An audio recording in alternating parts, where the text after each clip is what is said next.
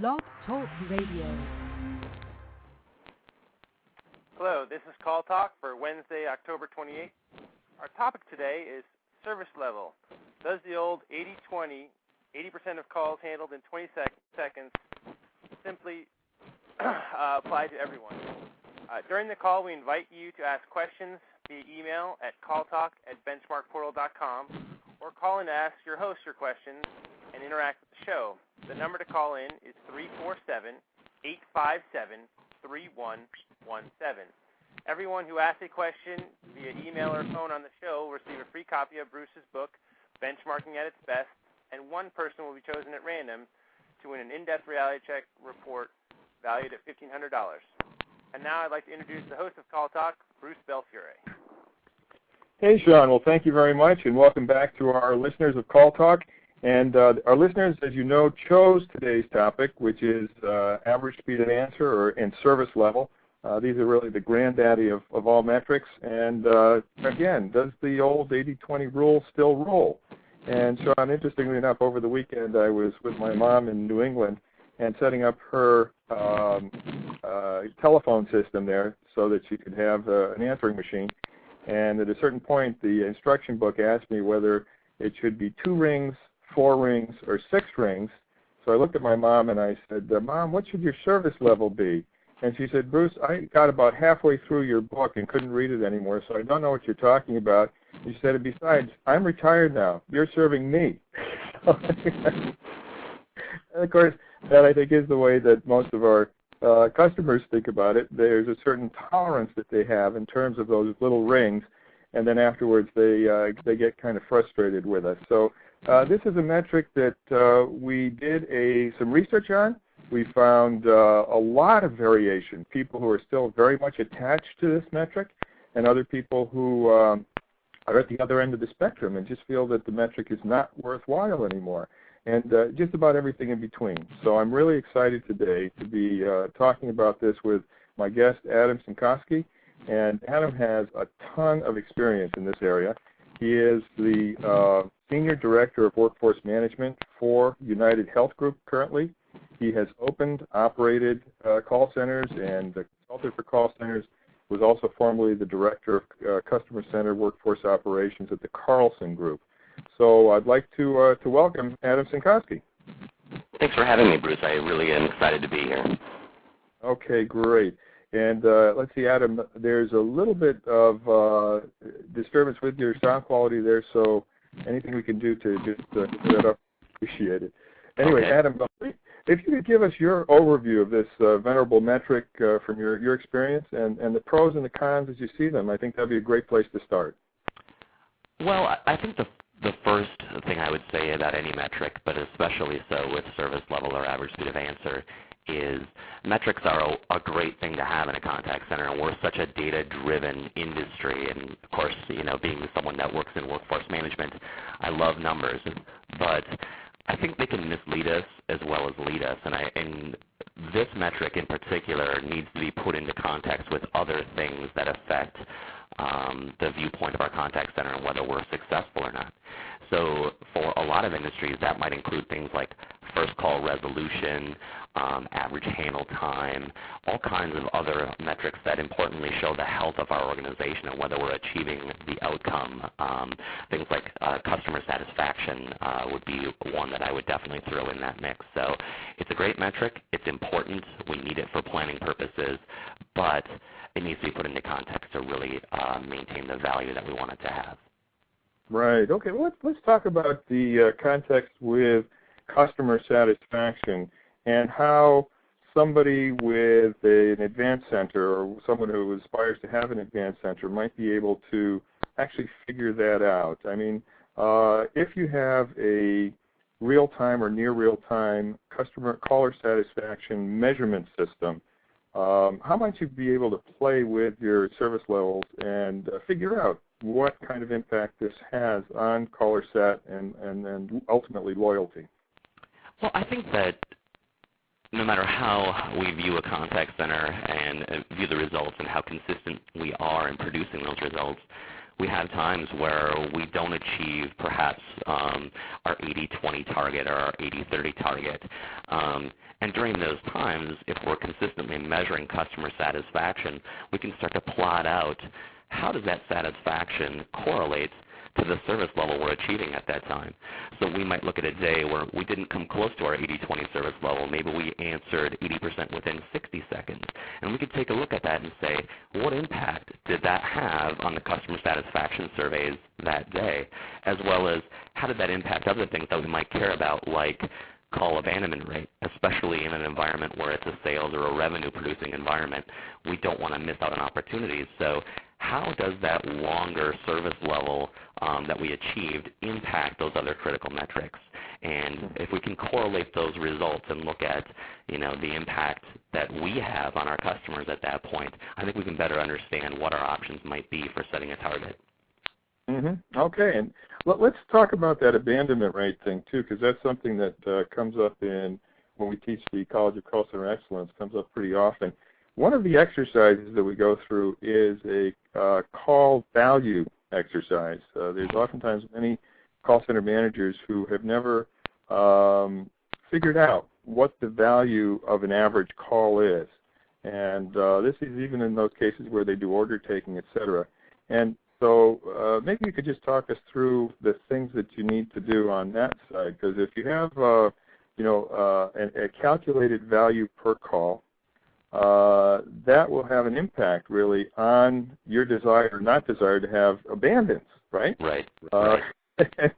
And the exercise, in fact, we do shows that in a high value environment, you really want to be highly staffed so that you actually have very good service level and very low abandon, because each one of those abandons is really a lost revenue opportunity. Absolutely.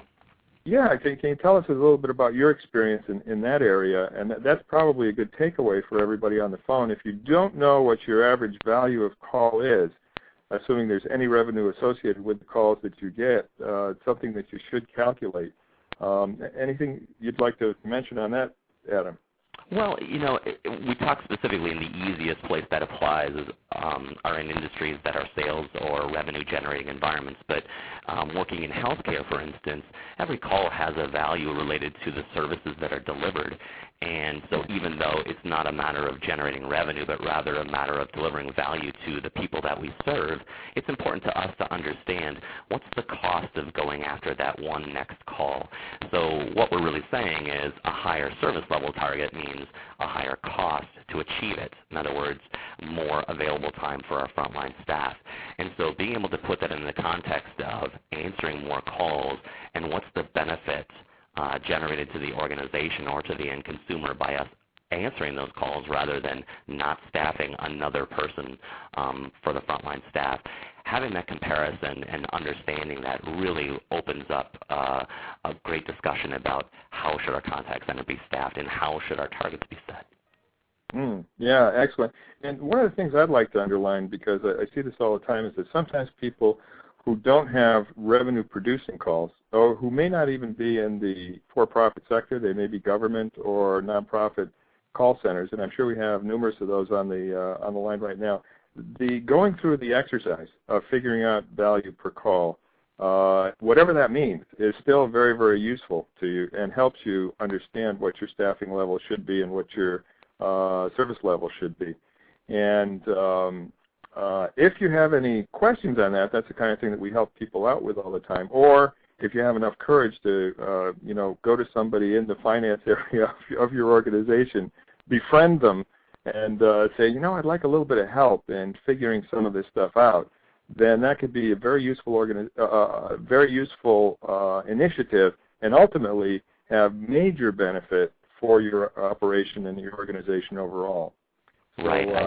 I think if I can just add one thing, because it brings up a great topic, Bruce, is those folks that we would be getting information from, like the finance organization or the sales organization, helping us understand the value of those calls, we can also share information back with them at the end of the day to say, here's what the cost is then for going at a different service level target. Here's the cost of staffing our contact center to meet those different service level targets, because it's been my experience that very often we almost go with tradition when it comes to contractually set service level targets or average speed of answer targets, and so we might not be looking at it from a cost benefit standpoint when we're producing new sales or re-upping contracts at the end of the year. Well, that's for sure. And in this research that we did, the 1-minute survey, there were numerous people who got back to us and said, well, we have a service level agreement that says that we have to do 80-20 or 80-30, whatever it happens to be. And so that's what we have to toe the line on. So, yeah. Let's see, Sean, I guess you've got a question there from one of our listeners? Yes, I have an email question. Does an excessive interest in speed to answer service level lead to other quality problems? That was from Larry. Okay, what do you think about that one, Adam? Well, I think it kind of goes back to the opening of the show when we talked about keeping it in context. I think the question, as I hear it, to me implies that there's a focus so much on that one metric that it invites the ignoring some of the other things that really indicate the full health of our contact center performance. So if we're just looking at service level or average speed of answer, we're not taking in the full picture of how we're impacting the people that we try to serve. Right. There was one of the respondents, in fact, to the 1-minute survey who says, here I'm quoting, my organization believed ASA was the critical metric until we proved that FCR, which is first call resolution, was what our dealers wanted. ASA is our key speed of service indicator, but we also look at call quality and customer satisfaction with the call.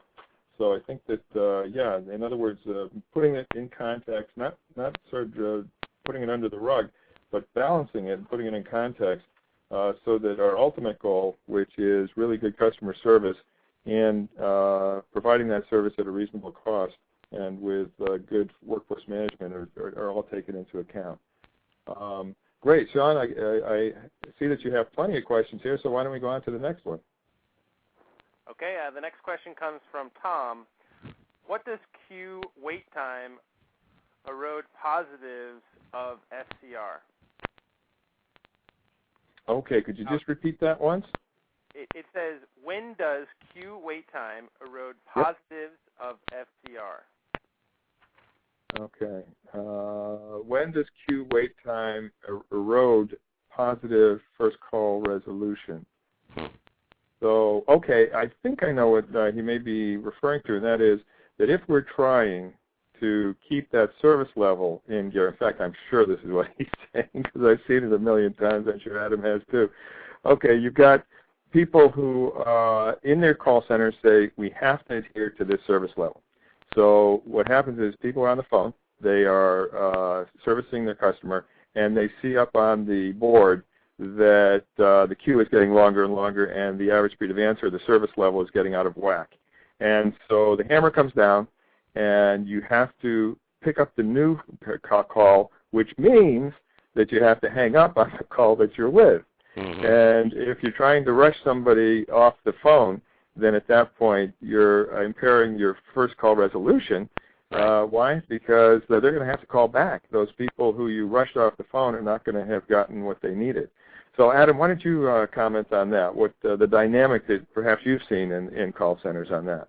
Yeah, I think that's just such a great question because, again, we're looking at more things than just average speed of answer or service level.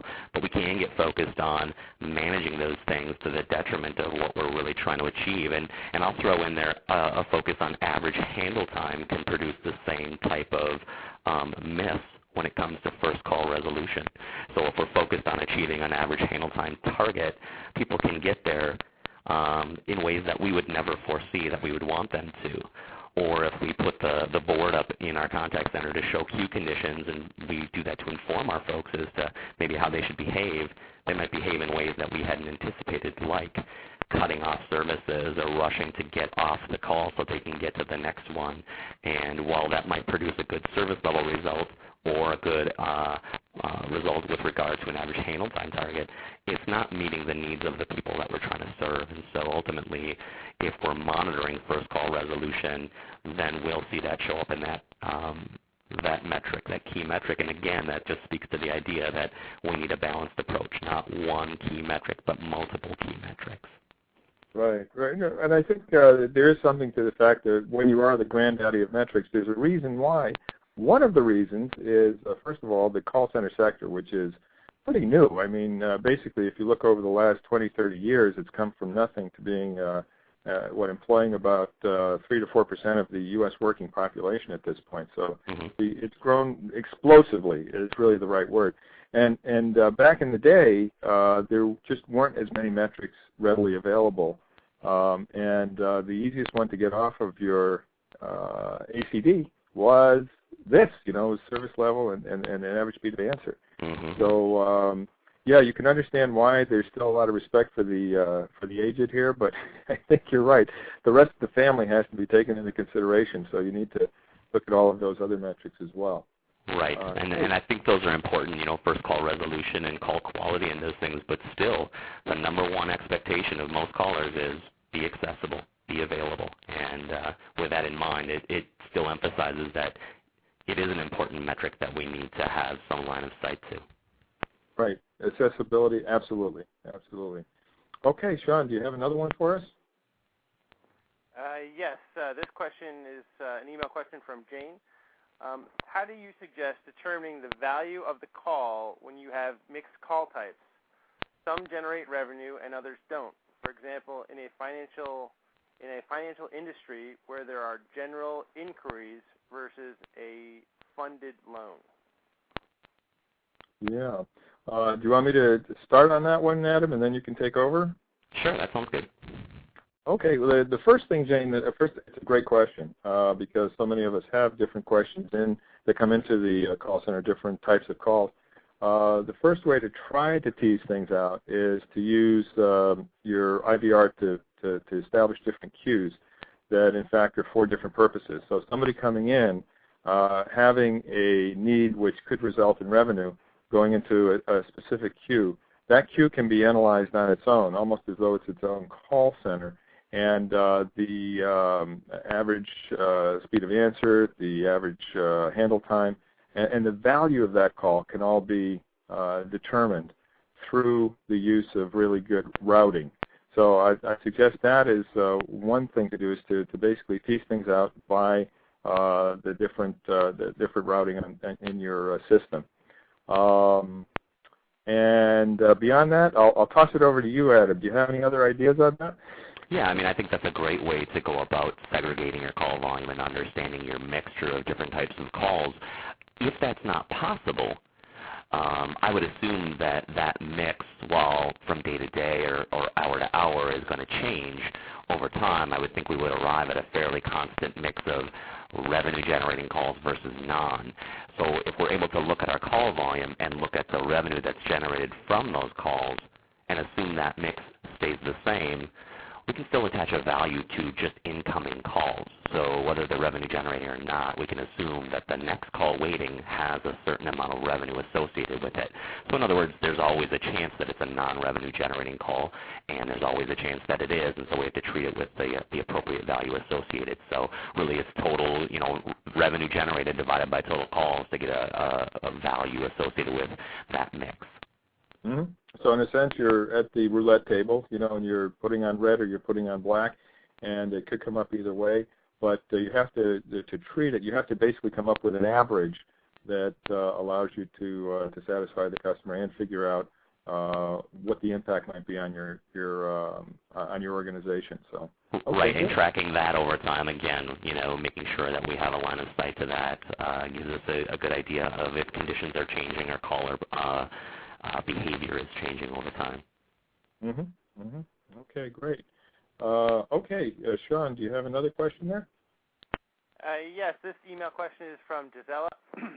Our IVR answers all calls as long as circuits are available. Customers indicate what they are calling about and then conduct some self-service after or during, which they may then select to speak to an agent. When you are measuring the 80-20 at the onset of the call or after the customer has maneuvered through the IVR and then selected to speak with an agent and indicate his or her skill routing choice, So when would you measure the 80-20 is the overall question. Okay, so in other words, at what point in the process, in your system, Adam, does the 20 seconds begin, I guess, would be the Right. question. Yeah, and I think the simple answer to that is as soon as the call is available to be answered. So if we're playing between the IVR and the time that the call makes it to the queue, if we're playing announcements or music or something that prevents us from even answering that in those seconds, then the clock should not start. So really the clock should begin, and typically this happens when a call is put into a queue, the clock begins ticking then, and that's when we measure the service level. So that clock starts because we have the opportunity to answer the call at that point. Okay. Actually, it's a great question, Gisela. We did get some similar questions or comments on the research 1-minute survey that we did, where people were asking, how that should be handled. And I'd just like to add one other thing, and that is when we're thinking about this from a metric point of view, one way is to think about it the way Adam indicated, which is at what point are our agents really able to get the call or take the call, or would they be able to take the call? And it's from that point, in other words, you've gone through the IVR, you've pushed your button, and then you go into queue, and that's when the clock starts ticking. The other way to look at it is, well, from the caller's point of view, when does it begin from their sense of the whole operation? I think in most cases, though, they're the same thing, because people are used to sort of coming into an IVR queue. They know that there is something that they have to do in order to route the call, whether they think of it that way or not. They're used to having to do it. And the sighs begin, the sort of the fidgeting begins after that, because after that they're no longer active. They're sitting there waiting. So I don't think, although it's always good to look at it from the customer's point of view, the caller's point of view. I think what Adam has outlined is still valid. Adam, do you have anything to add to that? I think that you really put a good perspective on the overall question, because now we're getting back to the caller experience, which ultimately rules the day. And so we might look at some other metrics rather than a service level at that point to understand, well, how long does it take a caller to finally get through to the point where they can say, yes, I wish to speak to somebody, and understanding that metric and then going after a different solution rather than a staffing solution, which service level normally would indicate, really is a great way to not just focus on service level, but really focus on the customer. Okay, great. Good question, Gisela. Let's see, do we have another one, Sean? Yes, we have another question from Larry, email question. How would you value service-only industries? No sales involved, just expenses. Okay, so that's going back, I think, to the value of the call. And if it's service only and there's no actual revenue that can be tied to it, you may not be able to do the calculation. And so in that case, you don't really have that lever available to you in terms of coming up with analyses that you can put before senior management.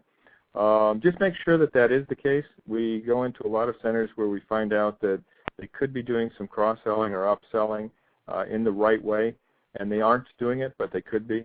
So, basically there are two parts to that question. One is, or two answers to that question. One is, not every situation, every call center, every opportunity is going to be one where there is a revenue opportunity attached to it. So you may not be able to do that analysis. And the second is, do check it, though, because there may be a revenue opportunity lurking there that you haven't looked at before.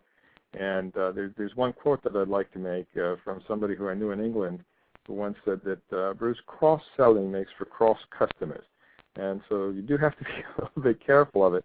But what we found is that the cross-sell and upsell for somebody who's coming in for a pure customer service call, it can in fact be something that is appreciated by the caller if in fact it's useful to the caller.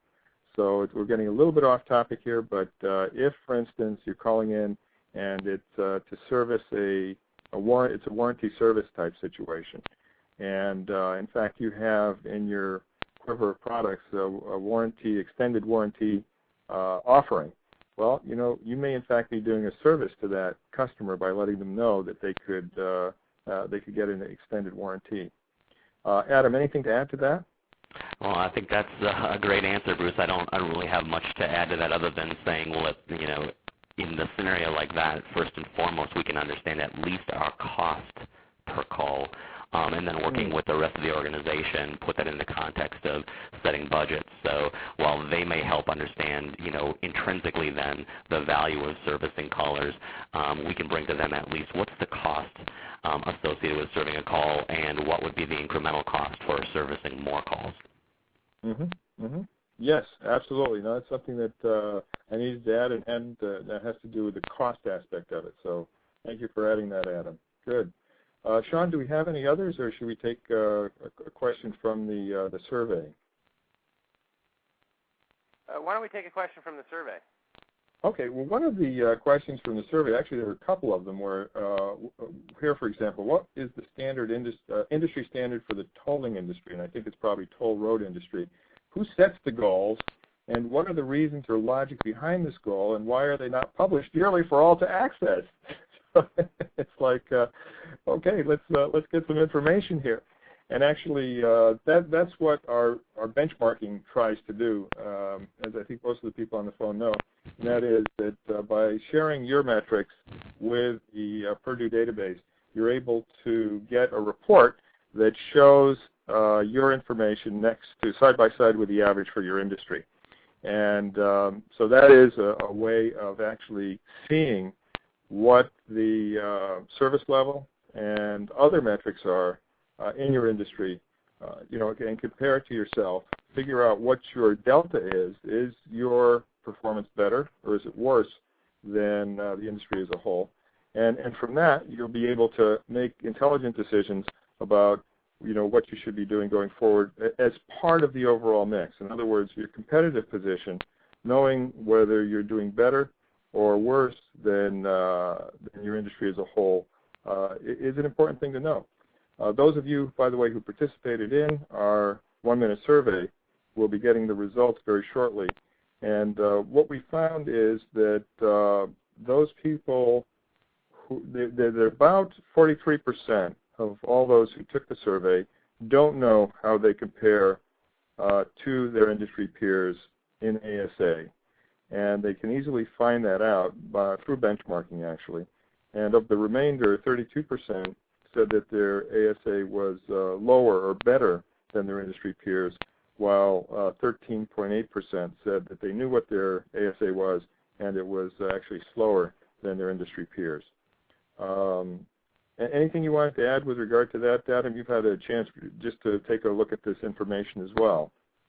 Well, I've gone through a couple times in my career that benchmarking exercise, and it is enlightening to say the least. I think previous to that, I've relied on what maybe the people that I've come in contact in my industry with, and so that's good information, but of course that's a very limited sample size, and working with BenchmarkPortal and going through this is a very simple exercise, but the information that is gleaned from that is huge and certainly can be added to other information to really help the organization decide on the current targets, if they're adequate or if they need to be modified. Okay, good. Let's see, Sean, I think you have one more, and then we're coming to the bottom of the hour, I think. Yes. Jamie asked, how should we take into account hold message information redirecting callers to website options as opposed to waiting for an agent into the metrics? Okay. Well, yeah, I think that's still part of the time on hold.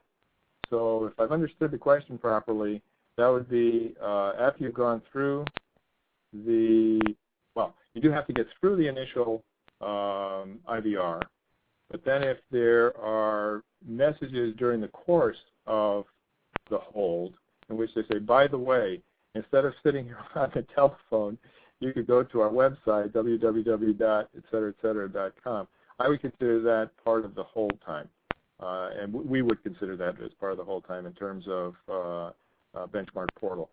Adam, do you have any other thoughts on that? No, I would agree with that. I think the one thing to think about when we're working with our telecom group is, do we play that message completely, or is it something that's interruptible when somebody becomes available? That may just impact how we set up the message. But yes, if we're playing that and making everybody sit through that, then that is part of the whole time and should impact our overall average speed of answer or service level results. Okay. Okay, great. By the way, just before we turn it back over to Sean, just to know how people came in on the question, do you normally achieve your ASA targets, average results over the past 12 months? Almost 79% said they did, and the remainder said they did not. So, right, kind of interesting to see that in most cases people are meeting their goals set for whatever reason and whatever they might be. Okay, Sean, I think with that, I'd like to thank Adam very much for a really informative session here. This has gone like the wind and been very meaty. I think we've got some good takeaways for people on this, and hopefully, people will have understood that we see this as a metric that needs to be analyzed in context and seen in conjunction with other metrics, the financial aspect, the operational aspects, and managerially being able to do that kind of analysis, put all those pieces together, and then actually suggest something in terms of a change is very nice and very satisfying, and actually a way that you can really add extra value to your organization. So, Adam, thanks very much for a really enlightening session. And with that, I'd like to, okay, great. I'd like to turn it back over to Sean. I wanted to thank our co-host today, Adam Simkowski, for all his great insight in today's show. Thanks for all the questions from participants. It was a really great show. Also, don't forget, you can sign up for our reality check to find out how your ASA compares to others in your industry. And our winner today of the in-depth reality check is Larry. Larry, you emailed in a question. If you can respond to calltalk@benchmarkportal.com with your contact information, we'll contact you about your report. And the topic for the next show, as voted by listeners, is unlocking the mysteries of email metrics. What are the best practice standards? That show will be aired 2 weeks from today on November 11th. We'll see you at the next show. Thank you very much for your time, and have a great day.